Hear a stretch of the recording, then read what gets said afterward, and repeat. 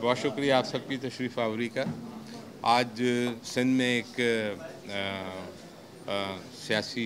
तब्दीली ही मैं कहूँगा। हमारे मोहतरम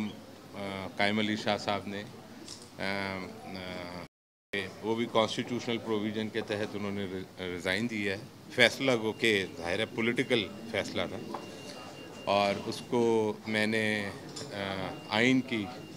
आर्टिकल 133 के तहत उसको एक्सेप्ट किया है और एक्सेप्ट करके मैंने रिक्वेस्ट की है उसी आर्टिकल के तहत जो उसमें गुंजाइश है कि जब तक कि नई वज़ीर आला साहब ऑफिस में नहीं आते कायम अली शाह साहब जो है वो वज़ीर आला सिंध के ही तौर पे ख़िदमत अंजाम देते रहें। कायम अली शाह साहब के साथ वैसे तो पुराने ताल्लुकात हैं, लेकिन एडमिनिस्ट्रेशन में, गवर्नमेंट में 2008 से आज तक ये सिलसिला चल रहा है और इस बीच में हमने बहुत ही मुख्तलिफ़ फ़ेज़ेस देखे। लेकिन मैं यहाँ ये बात कहना चाहूँगा कि कायम अली शाह साहब की जो शख्सियत है, उसमें जो बुर्दबारी है, जो तजर्बा है उसमें, और जिस अंदाज से इन्होंने सूबे सिंध जो कि ख़ास करके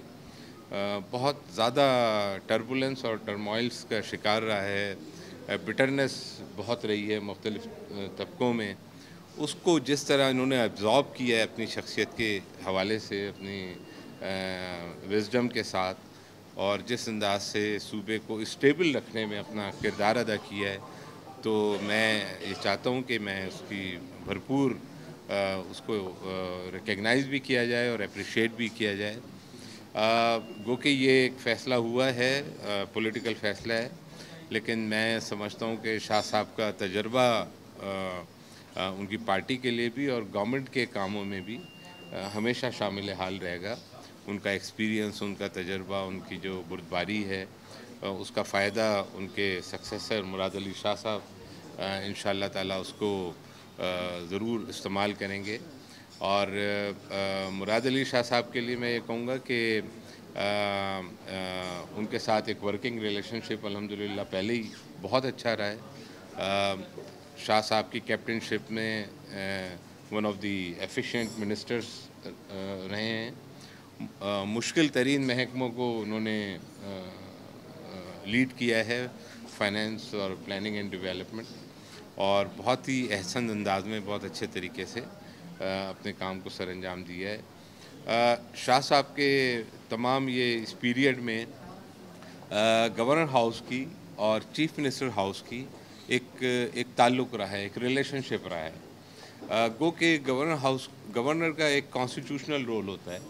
लेकिन सिंध की डायनामिक्स के हवाले से ये शाह साहब की मेहरबानी रही हमेशा कि उन्होंने डेवलपमेंट में, हर काम में मुझे अपने साथ रखा और एक राब्ता रखा, एक रिलेशनशिप कायम रखा, और जो भी फ़ैसले सिंध के मफाद में किसी भी हवाले से हुए, वो अल्हम्दुलिल्लाह बहुत ही अहसन तरीके से और बाहमी मुशावरत से हुए, और कभी भी गवर्नर हाउस और चीफ मिनिस्टर हाउस का कोई इख्तिलाफ जो है वो नहीं हुआ। और मैं इसमें सारा क्रेडिट जो है वो शाह साहब को देता हूँ कि उनकी जो शख्सियत है, जो उनकी बुर्दबारी थी, जो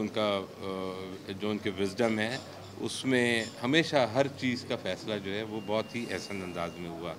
तो एक रिलेशनशिप, एक ताल्लुक़, और गो कि ये ऑफ़िस एक कॉन्स्टिट्यूशनल ऑफ़िस है, इसका अपना एक बड़ा लिमिटेड सा रोल है, लेकिन ये कि इतनी बड़ी इस्टेब्लिशमेंट सूबे की, उसको भी सूबे के तरक्की और सूबे के भलाई के लिए मैक्सिमम अंदाज में जिस तरह इस्तेमाल किया जा सकता है, वो मैंने भी कोशिश की कि उसको किया जाए, और उसमें ये हो नहीं सकता था अगर कायम अली शाह साहब की इसमें सपोर्ट हासिल नहीं होती। तो शाह साहब की सपोर्ट के हवाले से मैं ये कहना चाहूँगा, और मुराद अली शाह साहब अब इस मनसब पे आ रहे हैं, तो मुझे पूरा यकीन है, और इंशाअल्लाह ताला जो ट्रेंड यहाँ सेट हुआ है उसी के मुताबिक, और इनके साथ तो ऑलरेडी जैसा मैंने आपको बताया कि एक बहुत ही बेहतरीन वर्किंग रिलेशनशिप हमारी रही है एज़ मिनिस्टर, जो उन्होंने काम किए और किए, तो अल्हम्दुलिल्लाह बहुत ही अच्छे अंदाज में आगे भी ये सिलसिला दोनों हाउसेस का जो एक कोऑर्डिनेशन है वो मिसाली कोऑर्डिनेशन जो है वो आगे भी चलता रहेगा। जो सामने करने वाली चीज़ है वो यकीनन जो चैलेंज मैं समझता हूँ कि मुराद अली शाह साहब को बहैसियत वज़ीर आला इमीडिएट जो चैलेंज है वो ऑन गोइंग चैलेंज है, और वो challenge law and order, stability और जो एक प्रोसेस चल रहा है दहशतगर्दी के ख़िलाफ़, क्रिमिनलिटी के ख़िलाफ़ और सूबे में देर पा अमन लाने की जो सबकी एक जॉइंट एफ़र्ट है, उस हवाले से जो एक एफ़र्ट चल रही है वही सबसे बड़ा चैलेंज है। और इंशाअल्लाह ताला मुझे यकीन है कि कायम अली शाह साहब की गाइडेंस इसमें शामिल हाल रहेगी, लेकिन इसको बहुत ही अच्छे अंदाज में मुराद अली शाह साहब इसको आगे चलाएंगे। और इंशाअल्लाह इन्होंने अपनी टीम भी बनानी है, अपनी कैबिनेट फॉर्म करनी है, उसमें भी बहुत अच्छे लोग और बहुत ही मेहनती लोग उसमें इंशाअल्लाह ताला जो भी कुलीग्स हैं उनको एप्रोप्रिएटली वो असेस करके उसमें लेंगे। और इंशाअल्लाह सूबा हम यही समझते हैं कि आगे सूबे की तरक्की और उसके इस्तेकाम के लिए इंशाअल्लाह जॉइंटली सब मिल करके काम करें। आप कुछ सब कुछ आपसे रिक्वेस्ट करूँगा सबको सबको कहें, मीडिया को भी बताइएगा कि आपकी और साहिब कायम अली शाह की 8 साल जोड़ी रही, आप इनसे भी ज्यादा जोड़ी नहीं जोड़ा आपकी मोहब्बत रही जिसका आपने इजहार भी किया, और अब मोहब्बत मुंतकिल हो जाएगी राइट साइड पे। नहीं, इधर भी नहीं। मैं ये कह रहा था कि आपने कब ऐसा मौका आया जब आप साहिब कायम अली शाह से खफा हुए? कभी भी नहीं। तो फिर इतनी आसानी से इस्तीफा कैसे मंजूर करेंगे? ये तो एक सियासी फैसला है ना, और आप देखें कितने ग्रेसफुली डिग्निफाइड मैनर में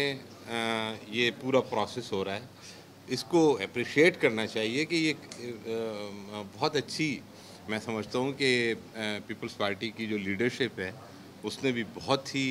अच्छे अंदाज में जरदारी साहब ने, बिलावल साहब ने इसको बहुत ही खूबसूरत अंदाज में,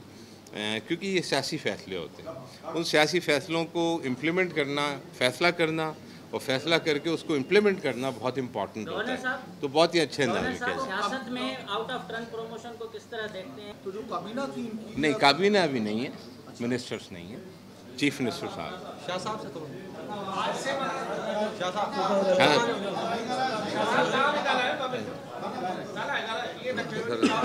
बिस्मिल्लाहिर्रहमानिर्रहीम। जी, आपसे तो मेहरबानी आपकी, आपसे बातें होती रही हैं। मैं बहुत ही मशकूर हूँ गवर्नर साहब का, जो उन्होंने मेरे लिए रिमार्क्स दिए हैं, और ये हकीकत है कि हमारा आपस में बिल्कुल ही एक अंडरस्टैंडिंग जो सही होती है वो रही है, और जिसकी वजह से ही हम काफ़ी हद तक अमन अमान कामयाब करने में कामयाब हुए हैं। और मैं मशकूर हूँ गवर्नर साहब का, उनकी एडवाइसेस वक्तन फ़वक्तन हमें बहुत ही काम आती रही हैं, और इंशाल्लाह आइंदा भी हमें भी शाह साहब को भी अपनी सलाह मशवरे से नवाजेंगे। तो बहुत ही शुक्रिया आपका। इनकी जो अल्फाज हैं बहुत ही माशाल्लाह। आप ये जिम्मेदारियां जब तक मुराद अली शाह साहब नहीं आते अदा करेंगे, उसके बाद आपका आखिर कोई एक सोचा तो होगा आपने आगे क्या इरादा है, पार्टी में किसी ओहदे पर रखेंगे, और अपना जो इतना सियासी सफ़र है इस पर कुछ लिखेंगे किताब,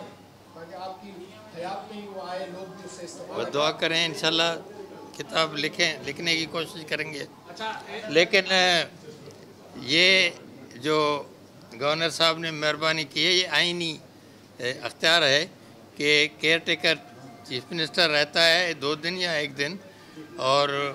असेंबली वैसे कॉल हो गई है परसों, तो परसों ही फैसला असेंबली करेगी, और कल नॉमिनेशन पेपर है, तो इसलिए कोई पॉलिसी या कोई और बड़ा कोई डिसीजन हम नहीं लेंगे।